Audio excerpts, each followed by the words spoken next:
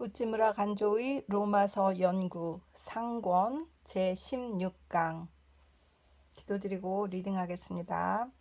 주님 은혜를 진심으로 감사드립니다. 하나님 아버지, 주님께서 오늘도 귀한 일과를 잘 마칠 수 있도록 모든 것을 주장하여 주심을 감사드립니다. 이제 풀린 말씀방에 앉아서 귀하신 우찌무라 간조 선생님의 로마서 연구 읽습니다.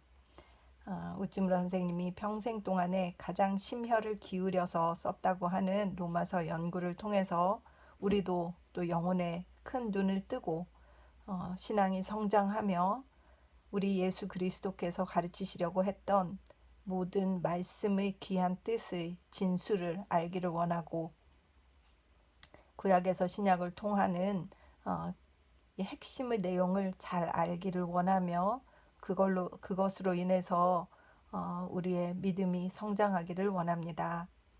리딩을 듣는 분들께서도 똑같은 마음으로 이 귀한 리딩을 함께 할 수 있도록 축복하여 주시옵시고, 귀한 내용이 그저 땅에 떨어지지 않고 한 사람에게라도 전해질 수 있도록 인도하여 주시옵소서.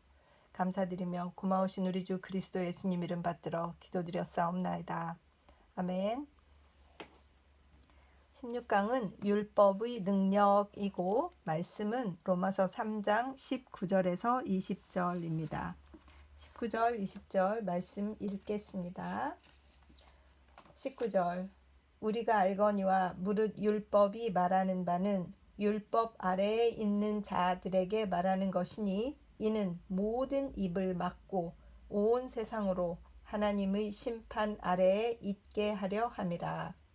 20 그러므로 율법의 행위로 그의 앞에 의롭다 하심을 얻을 육체가 없나니 율법으로는 죄를 깨달음이니라. 아멘. 지난번 강의에서 설명한 대로 바울은 구약 성서를 인용하여 만인 유죄의 주장을 뒷받침한 후 다음과 같은 힘있는 말로써 이 부분을 끝맺었다.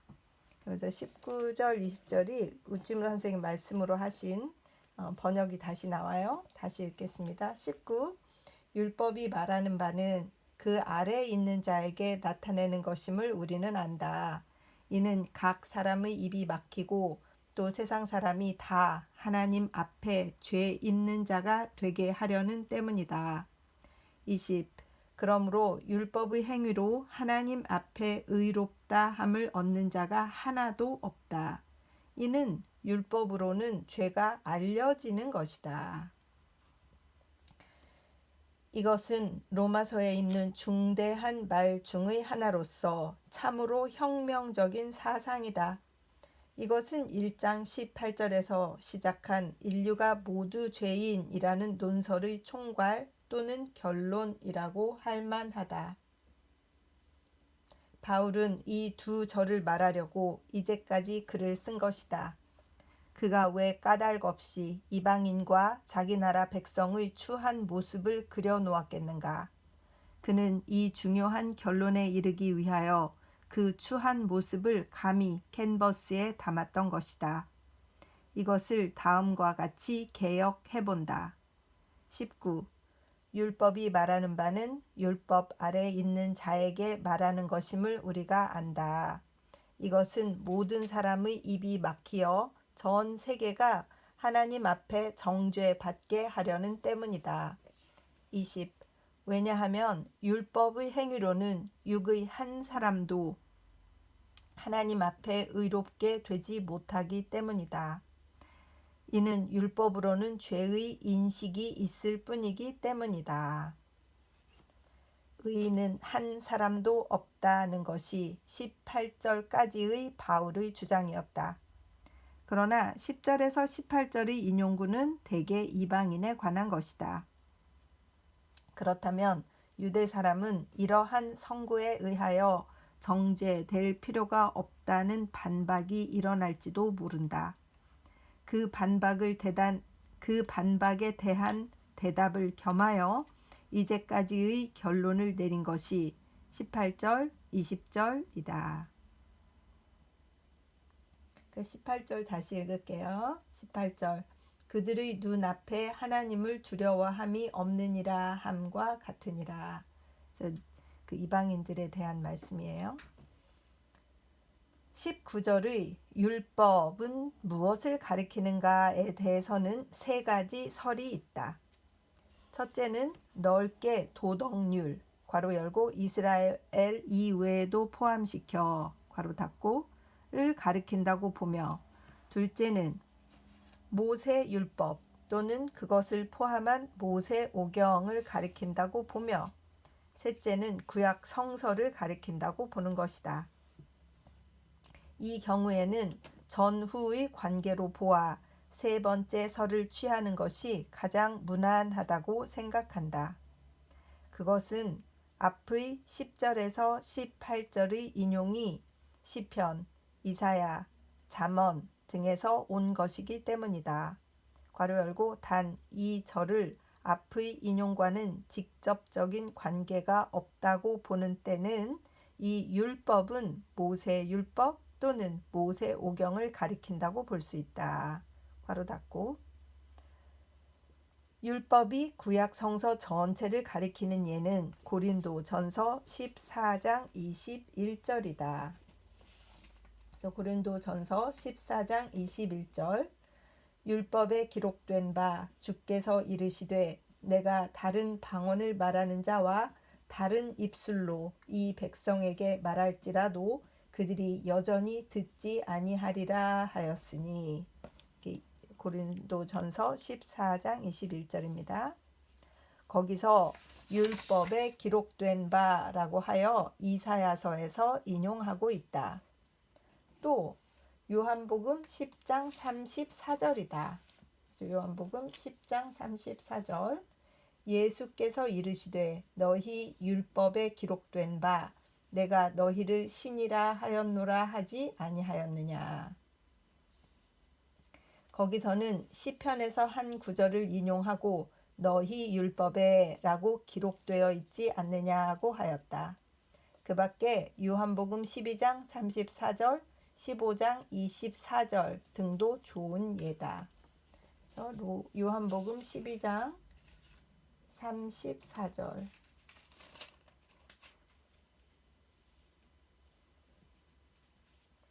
읽을게요.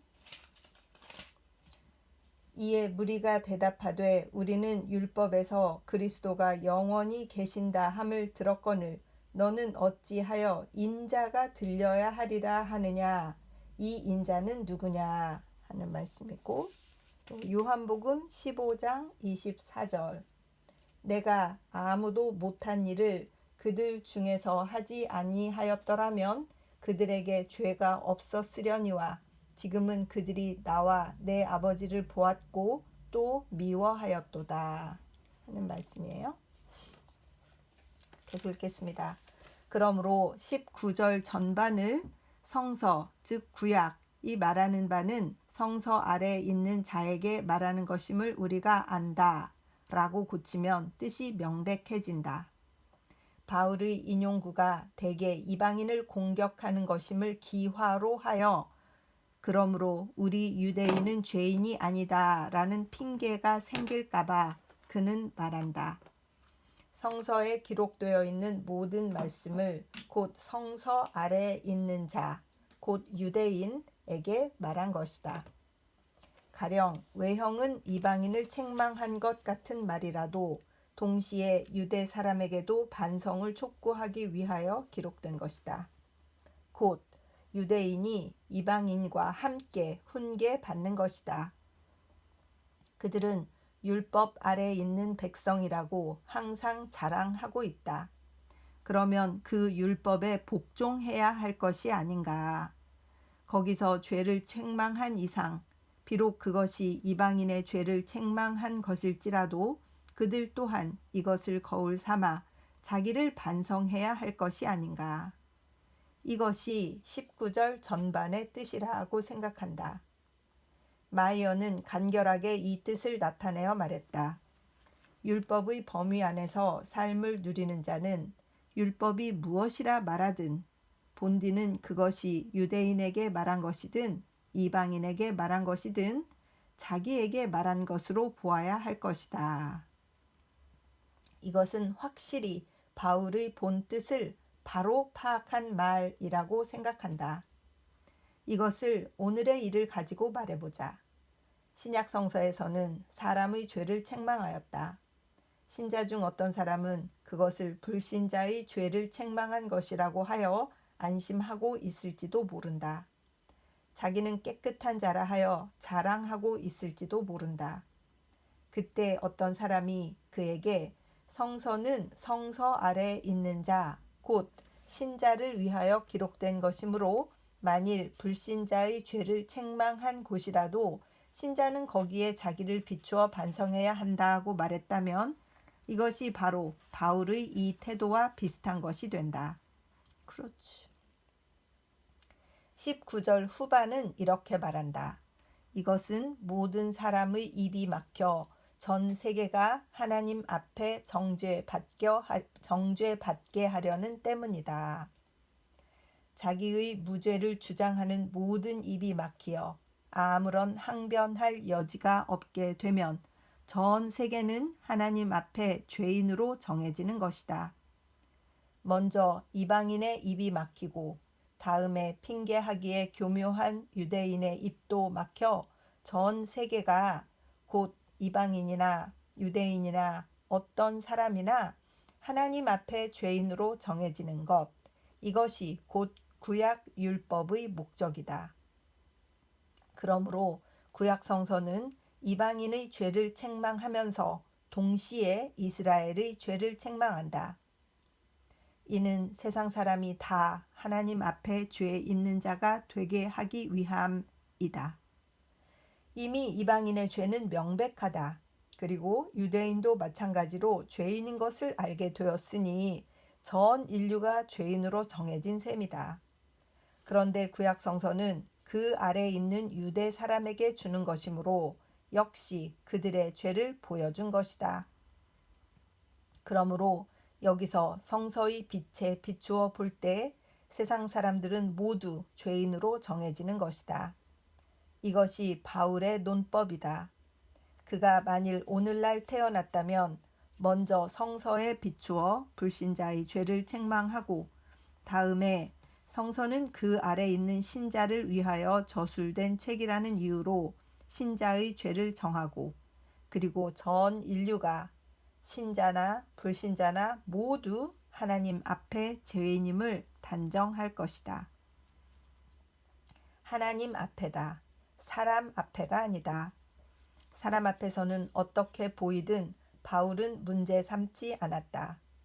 혹은 성인도 있고 군자도 있고 혹은 깨끗한 신도도 있고 위대한 신앙가도 있을 것이다.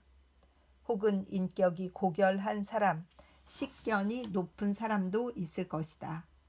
그러나 그것은 다 사람 앞에서이다. 사람의 눈에 비치는 범위의 일이다. 하나님 앞에는 아니다. 곧 땅의 한 모퉁이에서 같은 땅 위에 움직이는 현상을 본 것이지 하늘에서 땅을 굽어본 것은 아니다.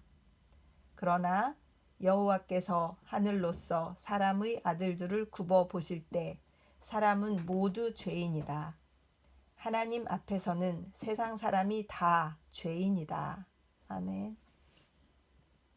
20절은 19절의 이유 제시다. 왜냐하면 율법의 행위로는 육의 사람은 한 사람도 하나님 앞에 의롭게 되지 못하기 때문이다 라고 그 전반은 말한다. 율법의 행위란 모세의 율법이 명하는 행위를 의미한다. 이스라엘아, 이제 내가 너희에게 가르치는 규례와 법도를 듣고 준행하라. 그리하면 너희가 살 것이요. 신명기 4장 1절. 이것이 구약 율법의 근본이다. 그러나 누가 모든 규례와 법도를 완전히 지켰다고 하겠는가? 가령 형식으로는 완전히 지킬 수 있더라도 마음으로는 완전히 지킬 수 있는 사람이 있을 까닭이 없다. 그리고 마음으로 행할 수 없는 것을 형식적으로 억지로 행하는 것은 결코 순전한 도덕적 행위가 아니다. 하나님의 빛은 탐조등 같이 내 마음을 비춘다. 내가 의롭지 않다는 것은 극히 명백하다. 율법적 행위에 있어서 사람은 완전할 수 없다. 그러므로 율법의 행위로 하나님 앞에 의롭게 될 사람은 하나도 없다. 달리 하나님 앞에 의롭게 되는 길이 있다면 모를까. 율법의 행위로는 한 사람도 하나님 앞에 의롭게 될 수가 없다. 그러므로 율법은 차라리 모든 사람을 죄인으로 정하기 위한 것이다. 율법은 사람에게 마땅히 행해야 할 행위를 보여준다. 그러나 이것을 행하는 데 필요한 힘은 조금도 주지 않는다. 사람이 율법을 받으면 도리어 자기의 죄를 깨달을 뿐이다. 그리고 이것이 바로 율법의 근본 목적이다. 율법은 죄에 잠겨있는 전 세계의 인류를 하나님 앞에 탄핵하는 것이다. 그러므로 바울은 20절 전반의 이유를 후반에서 이렇게 말한다. 이는 율법으로는 죄의 인식이 있기 때문이다. 율법의 거울에 비추어 봐야 사람은 자기의 죄를 인식한다. 곧 율법은 사람으로 하여금 죄를 깨닫게 하는 것이다.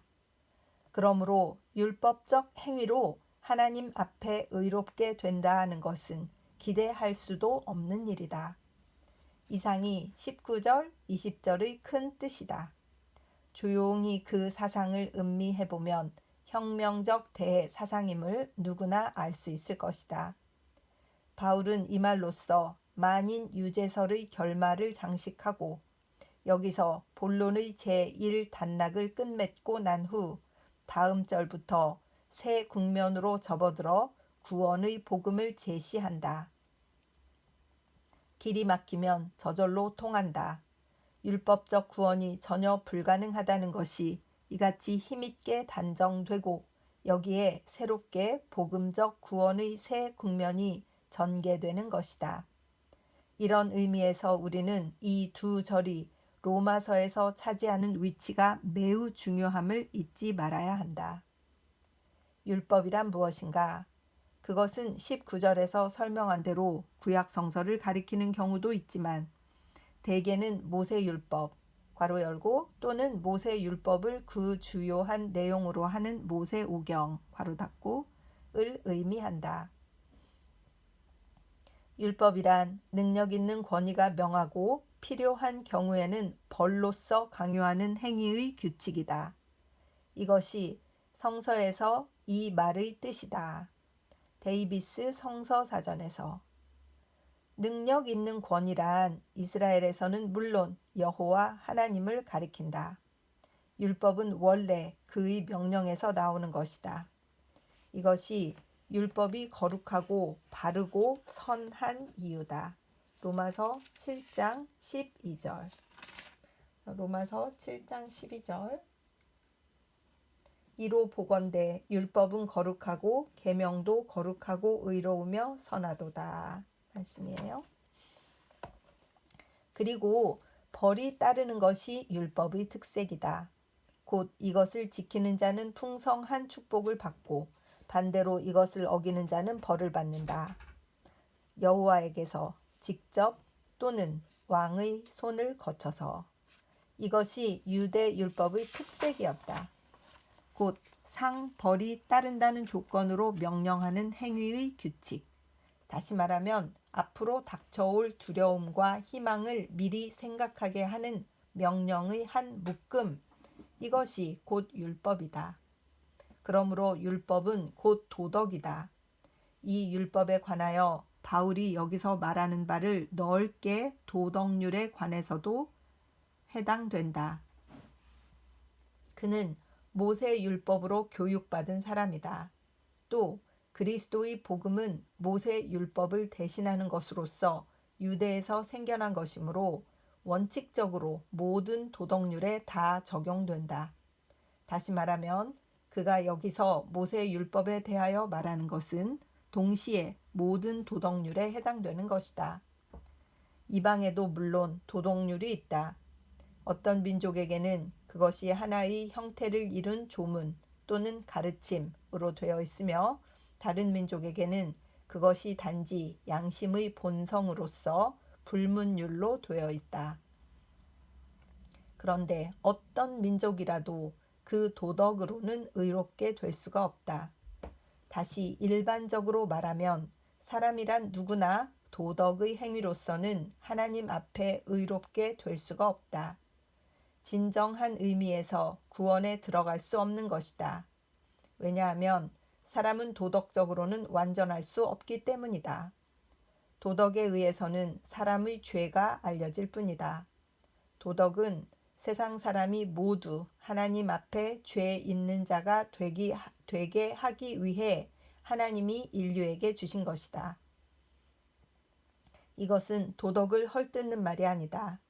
도리어 그 본성을 명백히 하여 그 가치를 정하는 말이다. 우리 민족은 특히 도덕의 울타리 안에서 자라난 민족이다. 전에도 그러했고 지금도 그렇다. 사회는 도덕적 분위기로 젖어 있다.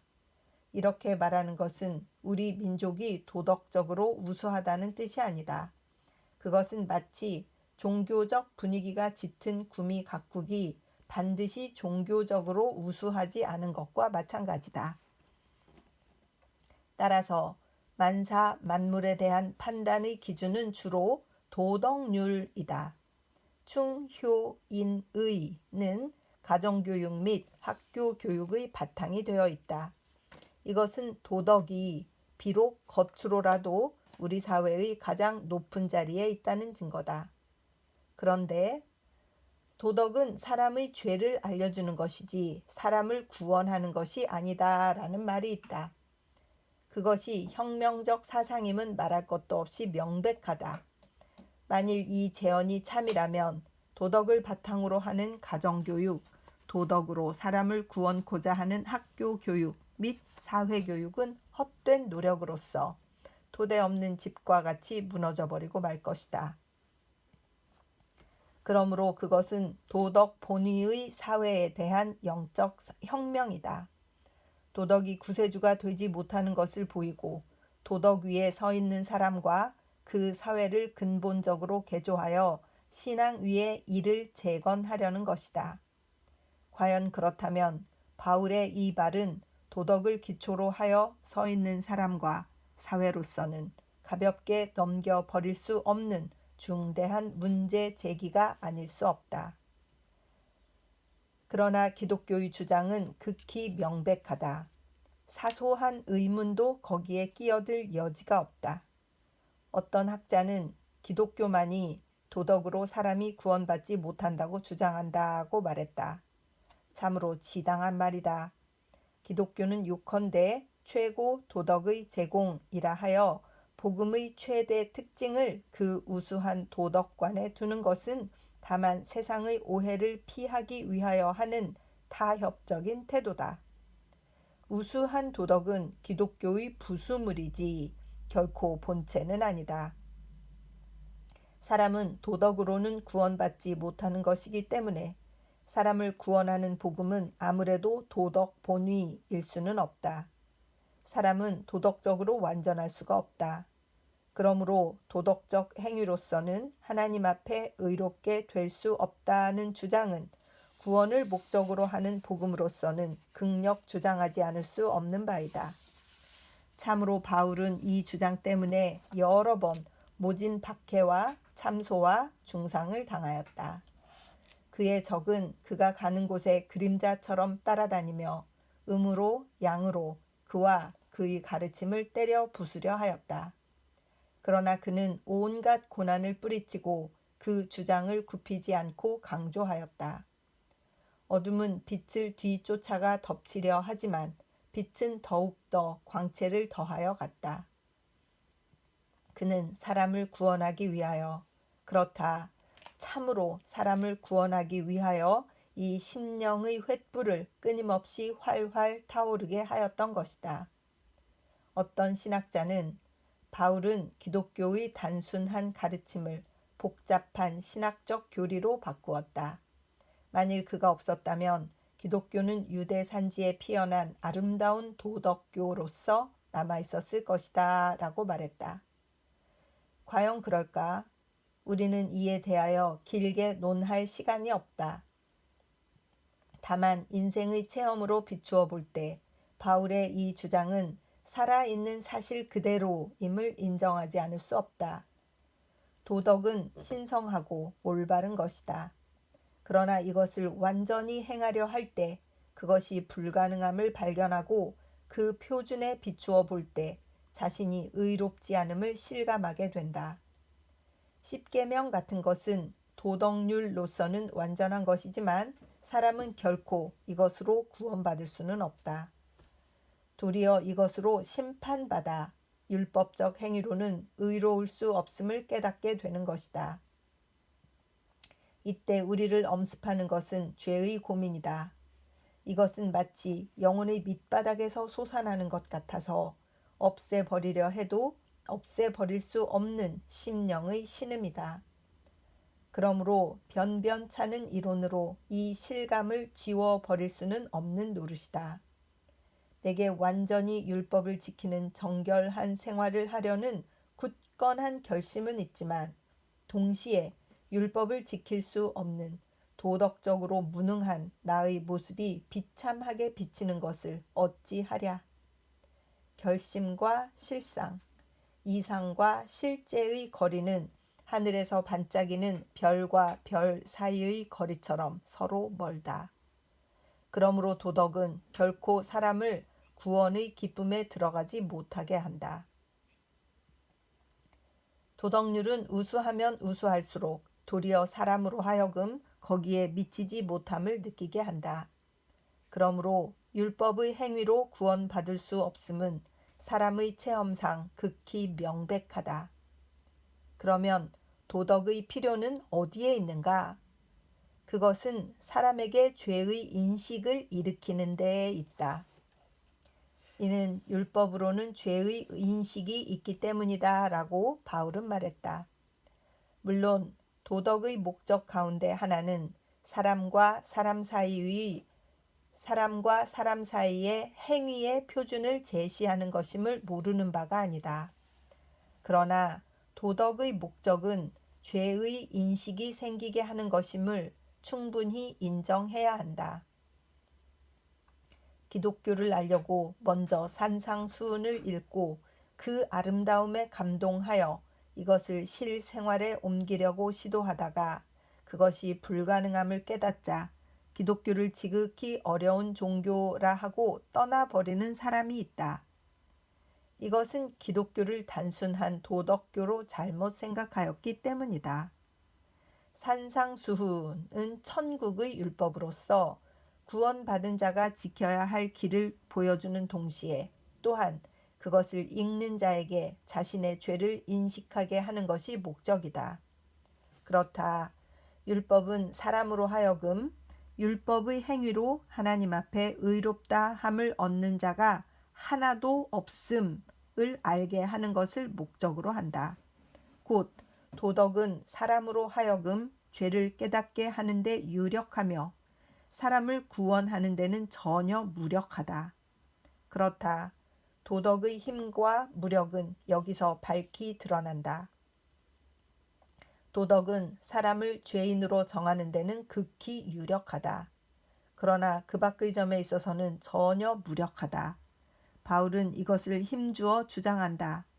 그리고 사람의 실증에 있어서 진실하게 도덕을 행하려고 하는 사람의 체험상 태양과 같이 환한 진리다. 다만 저 도덕을 얕게 외부적으로 보고 따라서 자기를 그 외면으로만 바라보고 천박하게 도덕가로서 자처하는 사람들은 그 소견이 너무나 얕고 그 행동이 너무나 경솔하여 도저히 함께 인생의 근본 문제를 이야기할 수 없는 사람들이다. 여기서 생각할 일은 지나간 수십 년간의 우리 교육이 실패한 이유이다. 이제는 누구나 충군 애국을 바탕으로 한 도덕적 교육이 실패로 돌아간 것을 인정한다. 그리하여 교육은 막다른 골목에 접어든 상태에서 어떻게든 새 국면을 열어보려고 고심하고 있는 상태다. 참으로 현대인처럼 극진한 윤리적 교육을 받은 사람은 없을 것이다. 구미의 지식인은 확실히 이 사실을 인정한다. 그런데 그 결과는 어떤가? 이제는 나라가 온통 부패와 불의와 방종의 탕류에 빠져버리려는 상황 속에 있지 않은가? 불량 소년, 불량 청년과 서로 경쟁이나 하는 듯한 불량 장년, 불량 노년이 날뛰고 있다. 정절은 숫째 사라지고 도인은 자취를 감춘 것이 현대의 실정이다. 참으로 도덕적으로 파산의 지경에 이른 것이 현대의 우리 사회다. 아, 이것이 그 모든 도덕적 교양의 결과인가? 그렇다. 이것이 그 모든 도덕적 교양의 결과다. 도덕은 이것을 행하게 하는 능력을 갖추고 있지 않다. 그러므로 도덕만의 교양은 악을 버리게 하는 아무런 힘도 되지 않는다. 도덕은 사람으로 하여금 죄를 인식하게 할 뿐이다. 그러므로 도덕적 교육의 결과는 사람으로 하여금 자신의 죄를 깨닫게 하는 동시에 또 다른 사람의 죄도 깨닫게 하는 것이다.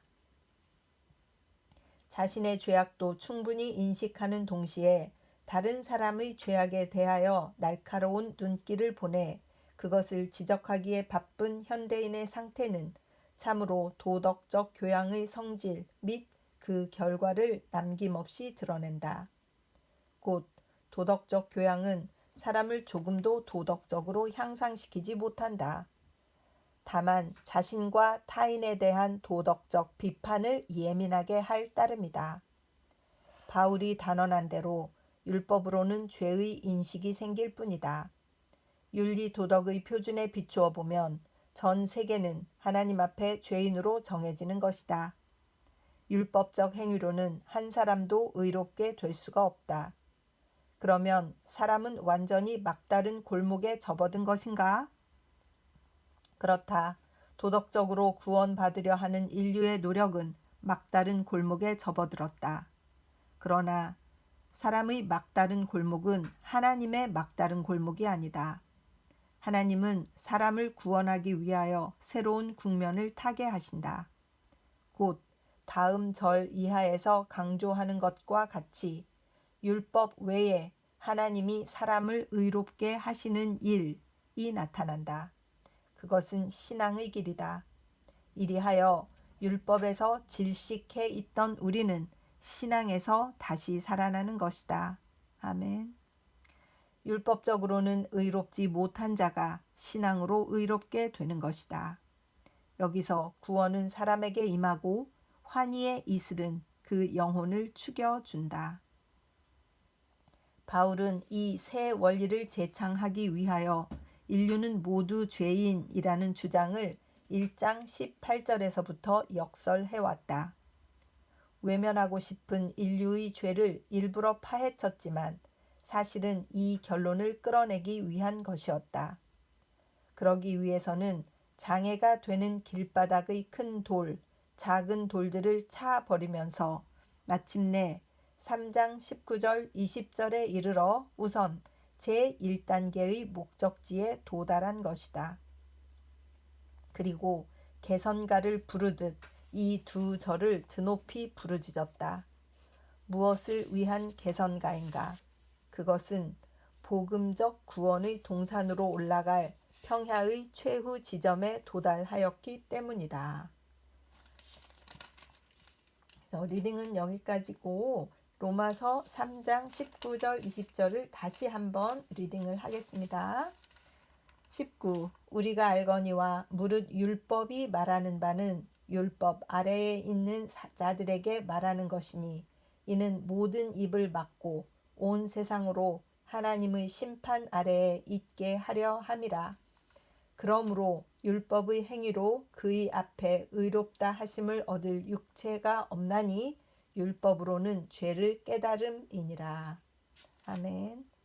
여기까지 해서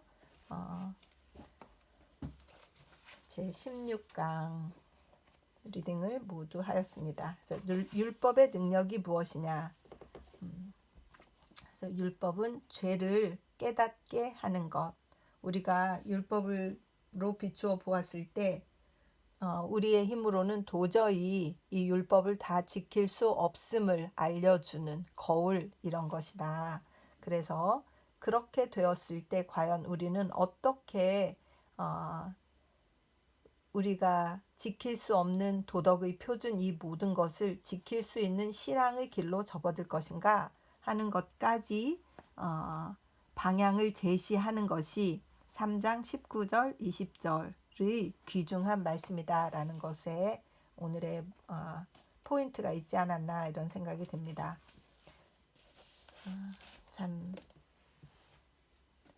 이렇게 하나하나 다 이렇게 나누어서 다 잘라서 이렇게 잘 설명을 해주시니까 다시 이 말씀들이 다 살아서 움직이는 것 같고 한 글자 한 글자가 다 저에게 말씀을 하시는 것 같고 나름 잘 살아보려고 애쓰고 노력하는 모든 착하신 분들, 도덕적으로 깨끗하신 분들에게 그러나 그것이 완전히 될 수가 있더냐?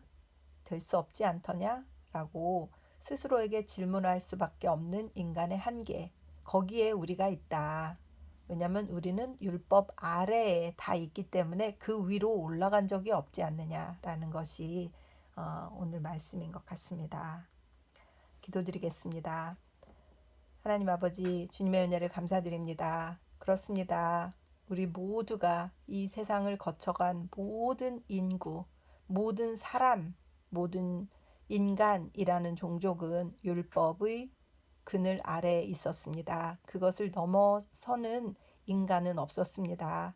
그것을 알려주는 것이 로마서 말씀 19장 20절까지의 말씀이 아닌가 생각이 들고 이 부분을 바울 사도가 잘 설명해 주신 것을 또 우리 친절하신 우찌무라 간주 선생님이 하나하나 예를 들고 다른 말씀들을 통하여서 율법이 무엇이냐, 율법이 우리에게 무엇을 가르쳐주고 우리에게 어떤 한계를 보여주는가, 율법은 심판을 하기 위한 거울이다 라고 하는 내용을 잘 알려주셨습니다. 이제 바야흐로 우리가 그렇다면 어떻게 이것을 넘어설 수 있는가 하는 부분을 볼 수 있는 말씀들이 나올 것으로 생각이 들어서 매우 기대가 됩니다. 하나님 아버지, 이 로마서를 듣는 형제 자매들이 다시 한번 우리의 한계, 인간의 나약함, 율법을 다 지킬 수 없는, 마음은 다 지키고 싶지만 결국 그렇게 되지 않는 우리의 한계를 느낌으로써 예수 그리스도가 얼마나 우리에게 중요하신 분인가, 얼마나 우리에게 큰 길을 마련하셨는가 하는 것들을 차차 깨달아가는 귀한 시간 될 수 있도록 축복하여 주시옵소서. 감사드리며 고마우신 우리 주 그리스도 예수님 이름 받들어 기도드려 싸움나이다. 아멘. 사랑하고 축복합니다.